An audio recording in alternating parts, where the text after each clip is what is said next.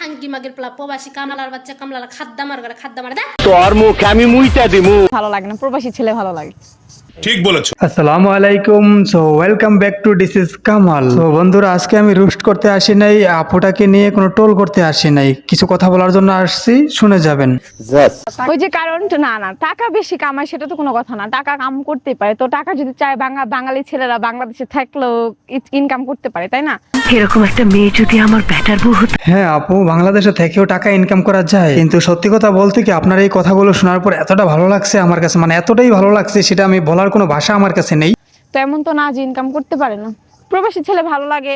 বিশ্বাস করো গাইস, আমি জানি না এই মেয়েটা কোন ভদ্র ফ্যামিলির মেয়ে, প্রবাসীদের প্রতি তার ভালোবাসা আর এক্সপেক্ট কতটুকু এটা আমরা তার মুখ থেকেই শুনলাম। বিশ্বাস করো বন্ধুরা, এই সোশ্যাল মিডিয়া এমন কিছু খানকি মাগি আছে, তাদের কথা শুনলে মনে হয় তাদের বাপদাদা সম্পদ নিয়ে গেছে প্রবাসীরা। চলো বন্ধুরা, একটা খানকি মাগির একটা ভিডিও দেখে আসি। আই খাঙ্কি মাগের পোলা প্রবাসী কামলার বাচ্চা কামলার খাদ্দা মার করে খাদ্দা মার দে চল খেলা শুরু কর।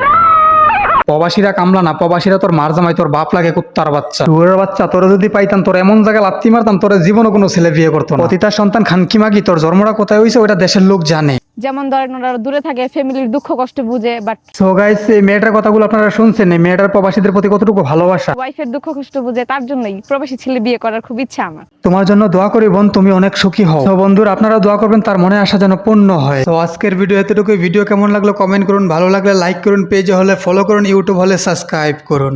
pero